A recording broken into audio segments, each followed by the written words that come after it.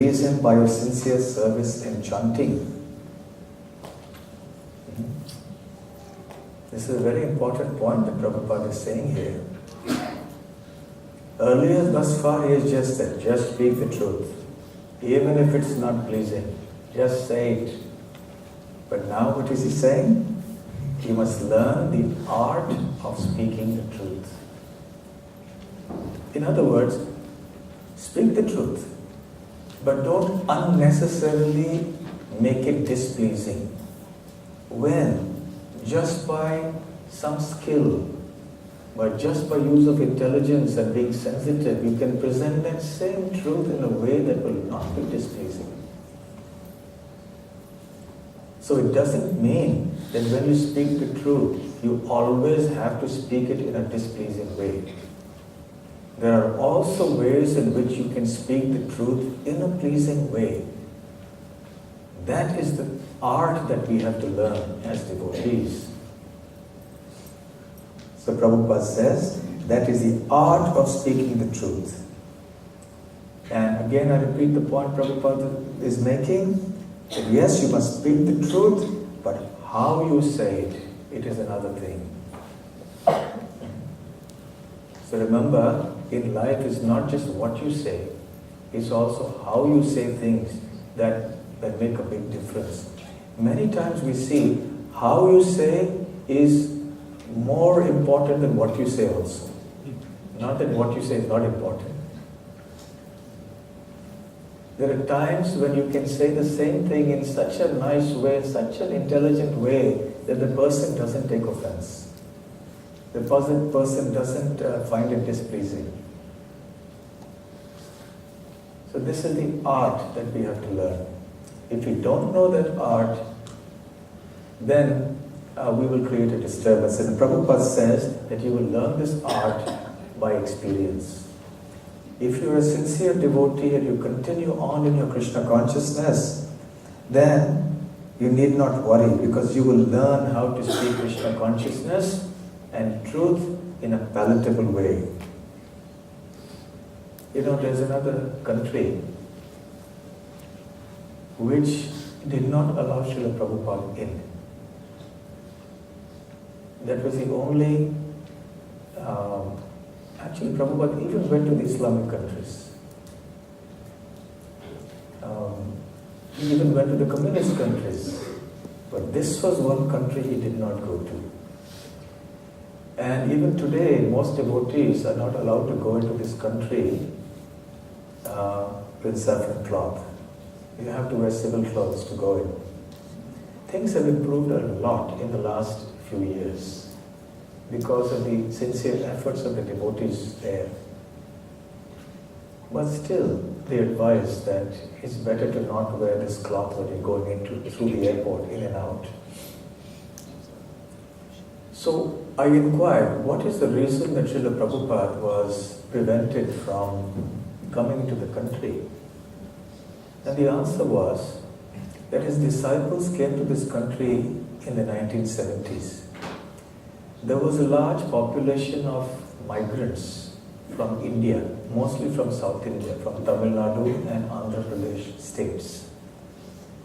And many of them were worshippers of various demigods. And they had various types of worship practices. Some of them were tamasic, in the mode of ignorance, some in the mode of passion, some, various types of worship. So when these devotees reached that country, they were preaching with great enthusiasm, making fiery speeches, but they were not sensitive to the people there. They spoke the truth, that Krishna is the Supreme Personality of Godhead. But they spoke so strongly against demigod worship, and they critiqued the people there so much when the programs were being held in those temples of the demigods, because that's where the people would gather. And then it was the Hindus in that country who complained to the government. And then the government banned the devotees from coming to that country. The effect lasted for 40 years or more. Just see how much it affects the preaching of Krishna consciousness if we are not expert in the art of presenting Krishna consciousness.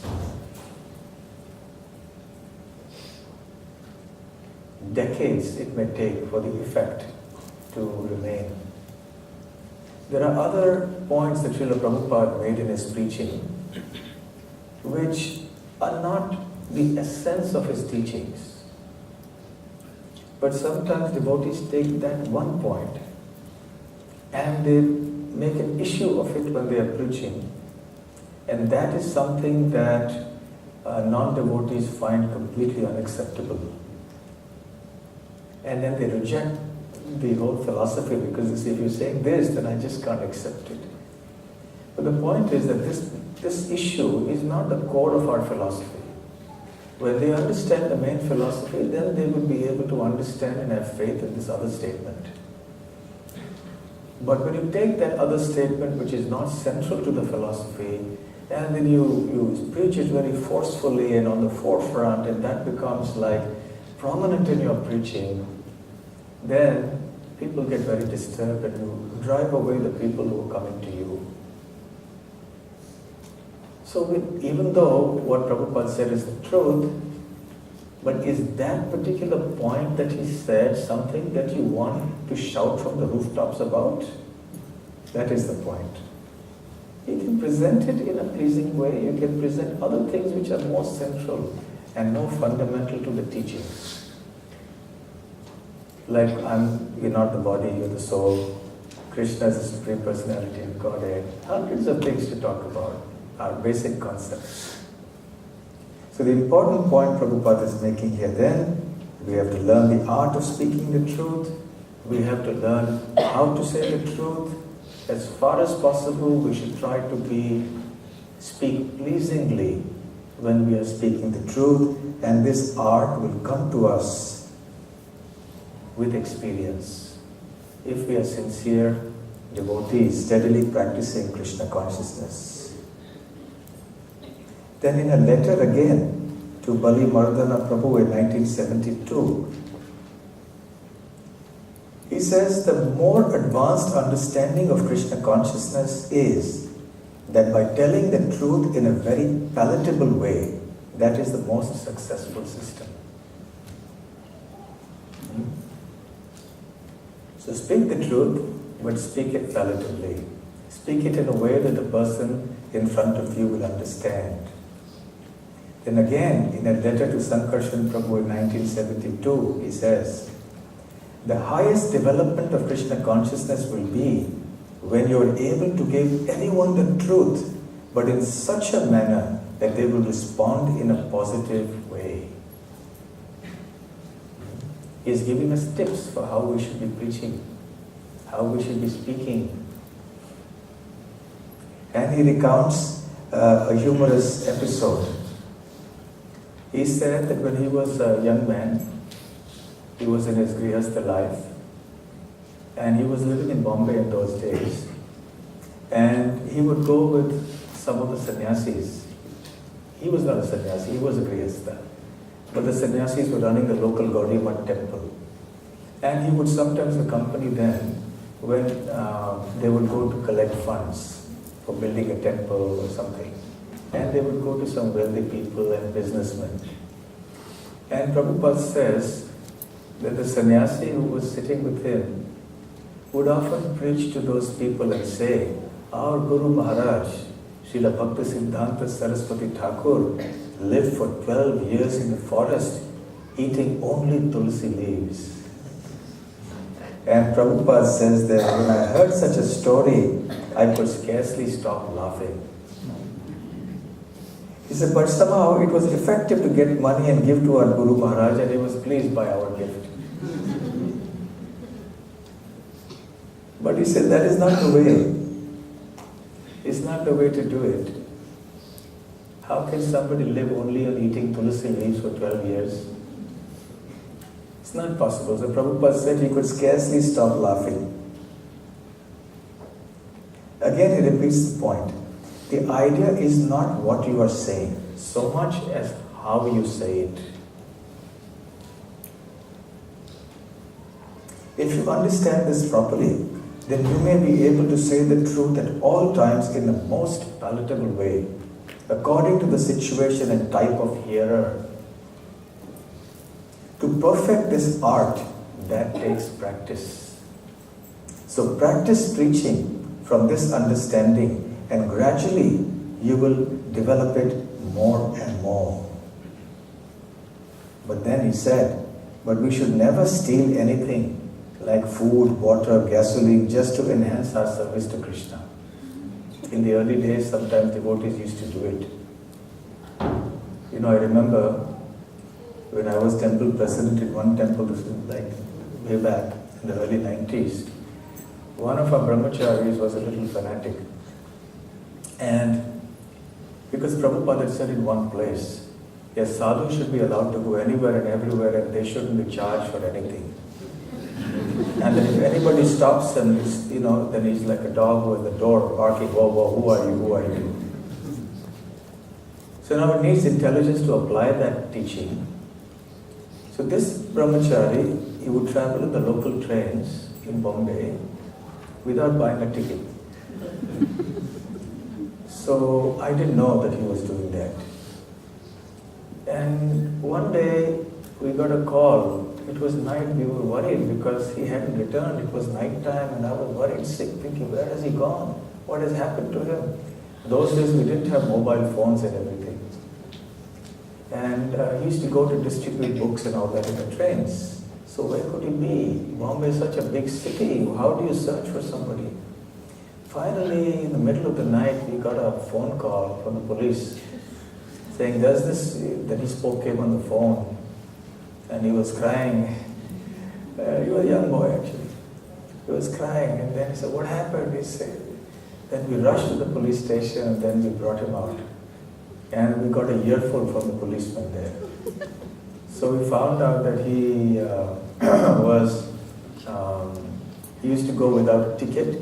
So when the TC came, when the ticket checker came along, he must have spoken this kind of language. Sadhu should be allowed to go everywhere, who are you to stop?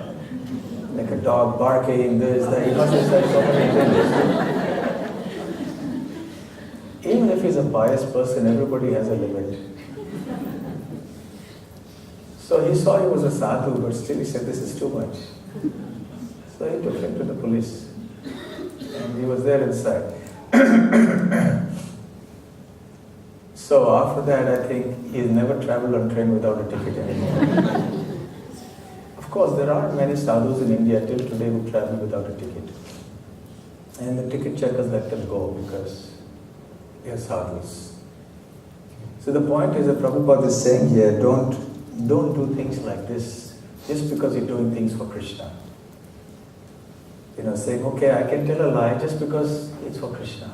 No, we can't be so whimsical and so casual about this whole thing. It's very dangerous.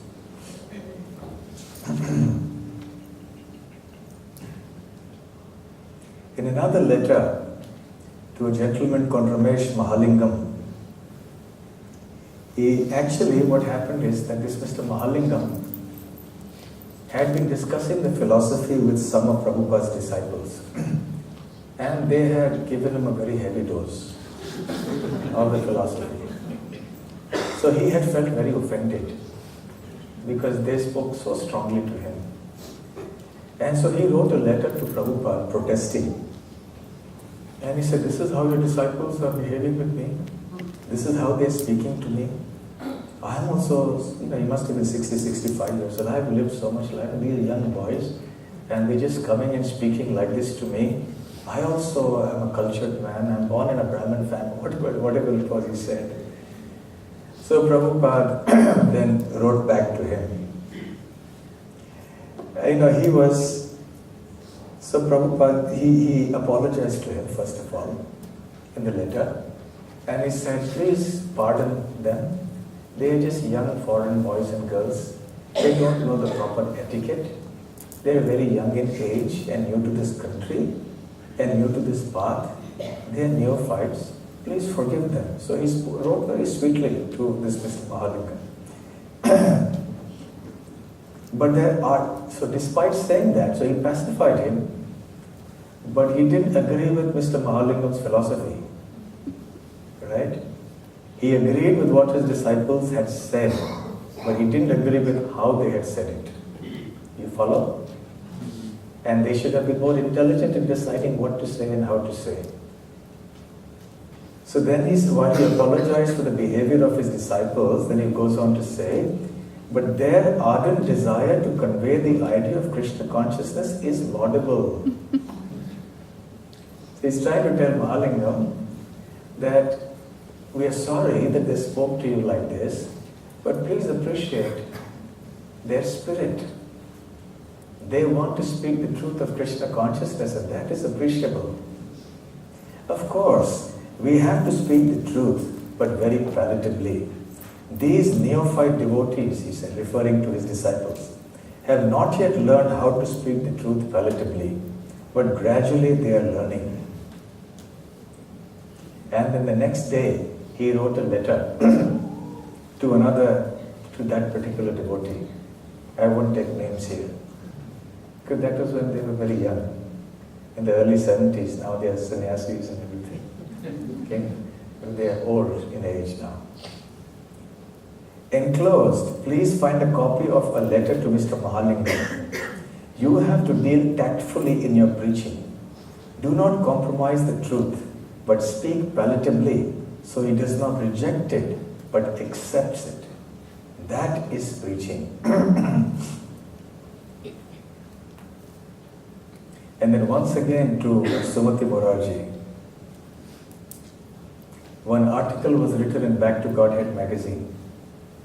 When she read that, she became disturbed at some point. So she wrote to Prabhupada. Prabhupada replies, I am sorry to learn that you have become agitated regarding the publication of an article in our BTG magazine. It is certainly unpleasant, but the officers who publish the magazine do not know Satyam Bruyat Priyam Bruyat. In this material, only palatable truth should be spoken. Unpalatable truth should be carefully avoided. The cause of Sri Chaitanya Mahaprabhu's agitation was much the same as your own. As you are irritated by the article, by the criticism of Sri Vallabhacharya, similarly Sri Chaitanya Mahaprabhu was also agitated when Vallabhacharya criticized Sridhar Swami. So this way Prabhupada, very in an intelligent way, he doesn't say any untruth. He sticks by the truth. He sticks to the point. But then he pacifies the situation in such a way that the other person is now consoled. So therefore we have to be very careful. We have to take all these different injunctions carefully, thoughtfully. We'll be discussing more on Satyam Bruyat Priyam Bruyat also in the evening session, and we'll see how it goes. And some more stories to tell you also. A lot of stories coming up. Okay, so it's 5 o'clock now, and I think we'll stop now. Questions and answers? Actually, yeah, because there'll be more to come, so many of the questions will get answered also. Maybe we can have a whole session for question answers later. Isn't that better? So what I suggest is, please note down your questions as and when they come to your mind on a sheet of paper. And then you can send the questions up and we'll have one whole session only for questions. Because there'll be many things to say and many points will automatically get clarified as we go along. Okay, thank you very much. Hare Krishna. Srila Prabhupada ki jai.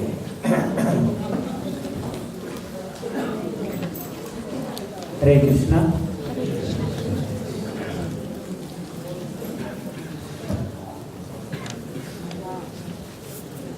Sorry, if I can just grab your attention. We will now break for afternoon tea. Now the afternoon tea will go for probably about half an hour. Dhira Prabhu is actually going outside to lead the seva. Can I ask the following devotees on the first column, Jignesh Prabhu, Bhavan Prabhu, Sandeep Prabhu, Samir Prabhu, Rajiv Prabhu and Akhilesh Prabhu, to go and help Dhira Prabhu set up the afternoon session. And then those in the middle and the right row, if you could help afterwards just in terms of serving and cleaning up as well. Now, can I humbly request everyone to try and be back here. We've got another group activity straight after afternoon tea, and that is going to start at 5:30 sharp. Thank you very much. Hare Krishna.